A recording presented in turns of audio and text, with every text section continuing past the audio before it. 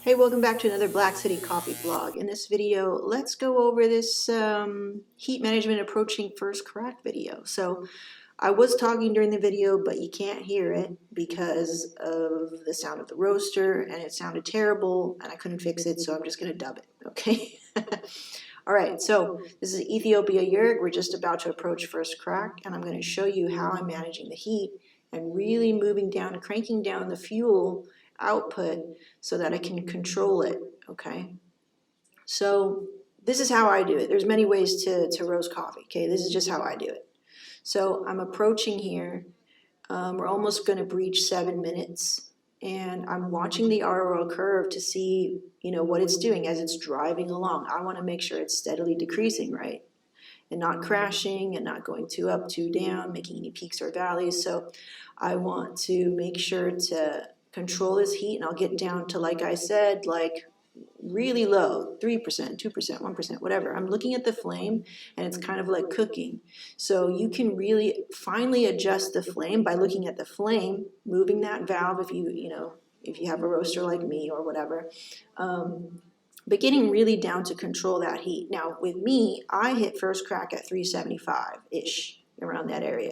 So as I approach and I'm saying, oh, I need 10 more degrees to travel here, and it's only seven something minutes, I need to lower the heat a little bit more. That way I can approach it and not hit it too quickly, right? And how I do that is I look at that ROR curve. Again, I'm looking at the flame, making sure. I'm looking at that ROR curve. That's that big one that you see trending downward there. And I'm just driving along. And I'm looking at my bean temp, I'm looking at the time, I'm looking at the beans, I'm looking at the flames, I'm looking at all these things. I'm trying to use all my senses, all the knowledge that I have up until this point to see what kind of decisions I need to make, okay? And then I'll even increase my air just a little bit. I start to hear some outlier cracks. I'm getting ready. I'm increasing the air to maybe like a low high, right? Like 60 on the dial there. And then I think we called first crack already, so it's popping. I think it's popping away. Did we hit it yet? I think we're about to. We're gonna wait for first crack. Boom, there you go, first crack. I crank the air to high, and I put the gas up to about a 1 kPa. To combat, I already know there's this coffee crashes a little bit after first crack. So I do that to help it along and not crash. And just to maintain temperature as it's releasing a lot of steam from the first crack, right? We have to think about like kind of how the bean is acting at this moment. See how far I get? I'm at 1 to 1.5 kPa there because I'm looking at the ROR. I was dropping too much, and I needed to increase the heat a little bit. And I was sharing in this video that I first saw Bodhi do this when I saw their Cropster info on one of their coffees. I was like, really? You jet your heat all the way back up to 3? 3 being like a higher setting for this coffee right after you hit first crack. And this is why. This is why. So that was my first inkling. And then finally, when I roasted with Mike, I finally understood what they were doing. They were just looking at the ROR curve, again, with a bunch of other things, but looking at the ROR curve as a main indicator on how to adjust the fuel, okay? So that's kind of telling you, I already dropped it. I dropped it at, I think, 12% DTR. And then I'm gonna make my manual notes right there. Make sure everything is all, looks good. I dropped it at like, what, 9 something. I'll share it in the notebook, and I think a little bit later. I can't really see it right here doing this voiceover. And yeah, now we're back down. That was it. I already did a bunch of other roasts today. So I was just sharing. I was like, how can I share this like thing that I'm doing? I'm trying to share with you guys how I do it in the roast kit that you bought. Here's the beans. They look really good, no tipping. They look just like the sample that I got from Hasea when they roasted it light. And I'm trying to, like, if they're the pro, I'm trying to match that, right?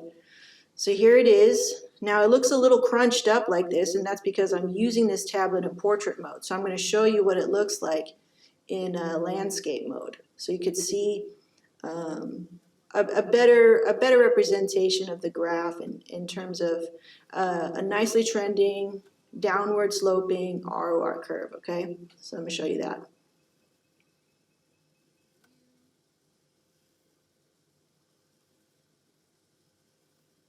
All right. So if we turn it landscape, now you can see that it looks a little better, right? So as when I'm roasting, I can't get freaked out these little juts up and down because it's a inaccurate kind of portrayal if I'm looking at the ROR curve. So if you're doing the same thing, you know, and you're maybe viewing your roast curve on, say, a crunched up view, you know, maybe you can adjust that. So if you're looking at the ROR as an indicator. Okay, so we got really good development on this coffee. I'm really liking the way it's roasting.